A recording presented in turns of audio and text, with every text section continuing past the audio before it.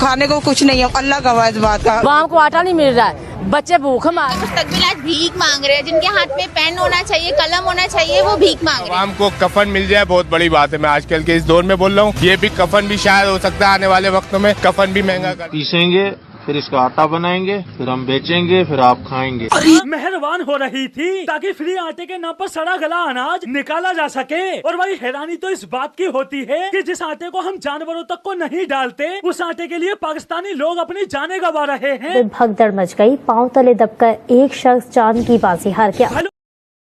दोस्तों, पाकिस्तान के अंदर लोगों को आटा लेने में इतनी समस्या आ रही है कि पाकिस्तान के प्रधानमंत्री ने उनके लिए कूड़ा करकट को भी आटे में मिला करके उनको फ्री में देना शुरू कर दिया है और उसके लिए भी पाकिस्तान की जनता जो मर रही है, कट रही है। तो चलिए देखते हैं। वाले 10 रुपए दे दो। क्या मतलब? भाई फकीर है, मांग रहे हैं, अल्लाह के नाम का दे दो। कोई तरीका है भीख मांगने का? क्यों दे दें 10 रुपए? तुम्हें महंगाई नजर नहीं आ रही? हम खुद भूख मर रहे हैं। मेरी हालत इतनी पतली हो गई है कि चाय पानी का भी जुगाड़ नहीं हो पा रहा है। आंसू पी काम चला रहा हूँ मैं। हम लोग सुबह से घूम रहे होते हैं, सही है, 70% तो हमारा ठेकेदार ले लेता है। लो सुना क्या? ये भी मेरी गलती है। तुम लोग 10 रुपए देते हुए तुम लोगों को मौत आती है। तेरा बाप यहाँ छोड़कर गया था कि तेरी माँ? मैं कह रहा हूँ अभी नहीं है मेरे पास, तो गले पड़ोगी तो मेरे। इतनी दुकान खोल के किस लिए बैठे हुए? बंद करो इसको, खत्म। भाई लोग, पाकिस्तान कंगाली के उस दौर से गुजर रहा है कि भिखारियों ने तक विकराल रूप धारण कर लिया है। बंदे भीख भी ऐसे मांग रहे हैं जैसे उधार दिया वापस मांग रहे हो। और मांगे भी क्यों ना, जब पूरे पाकिस्तान ने ही इनसे इनका धंधा छीन लिया हो। पहले पाकिस्तान में सिर्फ भिखारी ही भीख मांगते थे, आज नेता आवाम सारे मिलकर भीख मांग रहे हैं। नेता विदेशों से भीख और आवाम आटे की भीख। खाने को कुछ नहीं है, अल्लाह गवाह इस बात का। आवाम को आटा नहीं मिल रहा है,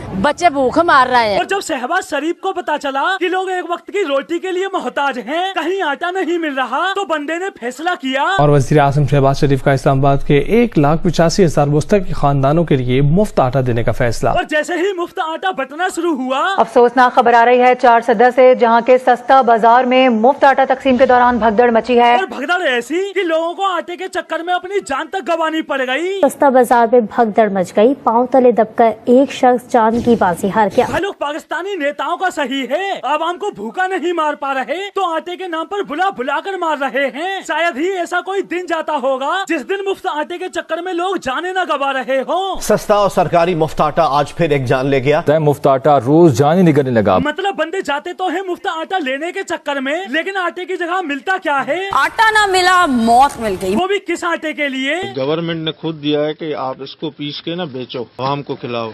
ये हमारी देख लें आप, इसको हम पीसेंगे, फिर इसका आटा बनाएंगे, फिर हम बेचेंगे, फिर आप खाएंगे। अरे देवा, ये गड़बड़ है बाबा। भाई इसी वजह से पाकिस्तानी सरकार लोगों पर इतना मेहरबान हो रही थी ताकि फ्री आटे के नाम पर सड़ा गला अनाज निकाला जा सके। और भाई हैरानी तो इस बात की होती है कि जिस आटे को हम जानवरों तक को नहीं डालते, उस आटे के लिए पाकिस्तानी लोग अपनी जानें गंवा रहे हैं। कोई अक्ल है आपके पास? और भाई यही कारण है कि कल तक जो पोरकी पाकिस्तान जिंदाबाद के नारे लगाते फिरते थे, आज उनका कहना है पाकिस्तान से जिंदा भाग। क्योंकि पोरकियों की हालत। पाकिस्तान का मुस्तकबिल आज भीख मांग रहे हैं, जिनके हाथ में पेन होना चाहिए, कलम होना चाहिए, वो भीख मांग रहे हैं। आवाम को कफन मिल जाए बहुत बड़ी बात है। मैं आजकल के इस दौर में बोल रहा हूँ, ये भी कफन भी शायद हो सकता है आने वाले वक्तों में कफन भी महंगा कर दे। लेकिन कमाल की बात तो ये है कि पाकिस्तान की इस हालत के बावजूद भी पाकिस्तान दुनिया के सबसे खुशहाल देशों की लिस्ट में इंडिया से कहीं ऊपर बना हुआ है। चौंक गए। हेलो, वर्ल्ड हैप्पीनेस रिपोर्ट आ चुकी है और इस रिपोर्ट को तैयार किया जाता है किसी देश की GDP, lifestyle, social support, corruption, income और उदारता आदि के आधार पर। और इस रिपोर्ट के अनुसार दुनिया के सबसे खुशहाल देश हैं Finland, Denmark, Iceland, Israel, Netherland. और वहीं सबसे ज्यादा दुखी देशों में शामिल हैं Afghanistan, Lebanon, Sierra Leone, Zimbabwe, Congo, जिसमें सबसे खराब स्थिति है अफगानिस्तान की, जो इस रिपोर्ट में सबसे आखिरी यानी 137 पायदान पर है। लेकिन अगर बात करें भारत और पाकिस्तान की, तो भारत 126 और पाकिस्तान 108 पायदान पर है। मतलब इस रिपोर्ट की माने तो पाकिस्तान भारत से कहीं ज्यादा खुशहाल है, जबकि पोरकियों के हालात कैसे गुजारा किस तरीके से कर रही है? भाई हम क्या कर रहे, कैसे बताएं, हम तो कर रहा ही है, हमारा तो अल्लाह हाफिज है बस। हम किस तरह गुजारा करें सिर्फ हम जानते हैं, हमारा दिल जानता है। कैसी जिंदगी गुजर रही है? बड़ी मुश्किल गुजर रही है। कैसे गुजर रहे हैं दिन?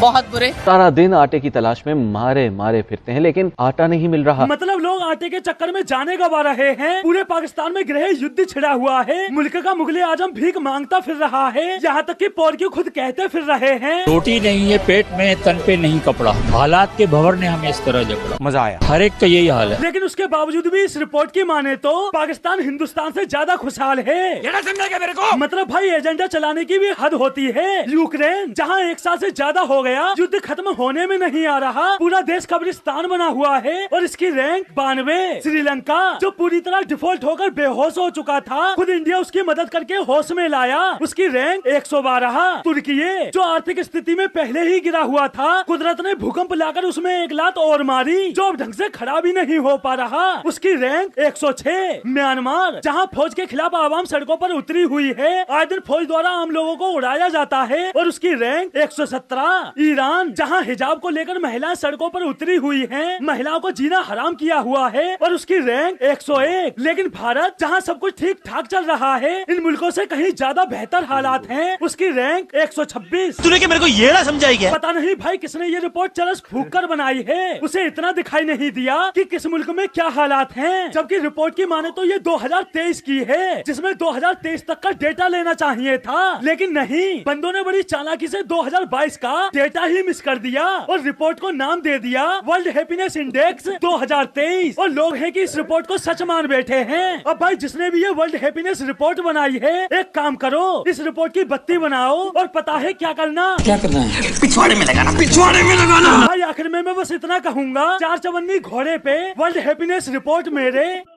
तो जी गाली नहीं देंगे भैया, गाली नहीं देंगे, बिल्कुल नहीं देने वाले, क्योंकि बहुत अच्छी बहुत ही प्यारी वीडियो हम लोगों ने बनाई है भाई। पाकिस्तान के हालात भाई, मतलब पहले तो उसके आदमी को सैल्यूट है भाई जिसने चरस फूक के ये हैप्पीनेस की रिपोर्ट बनाई है। और पाकिस्तान बोल रहा है अरे भाई हमारे तो खाने के लाले पड़े हुए, हमें जितना नेगेटिव में डाल सकते हो डालो, लेकिन भाई आपने तो हमारी खुशहाली इसमें डाल दिया। और भाई पाकिस्तान के अंदर कैसे बच्चे बूढ़े जवान सभी के सभी भैया लाइन में लगे पड़े, किसकी? आटा लेने की। आटा नहीं मिल रहा भाई, आटा मिल रहा है तो लकड़ी के मतलब छोटे मोटे कंकर वंकर पीस के, उसमें 10% गेहूं होगा, बाकी 80-90% जो है भाई कूड़ा करकट है, और उसको पीस के फ्री में आटा बांट रहे नवाज शरीफ जी, क्योंकि उनसे पाकिस्तान की आवाम का जो भाई दुख नहीं देखा जाता, तो इतना अच्छा काम करते रहते। दोस्तों आप क्या कहना चाहोगे वो पाकिस्तान की इतनी खुशहाली के बारे में, तो प्लीज़ कमेंट में अपनी राय जरूर दीजिएगा।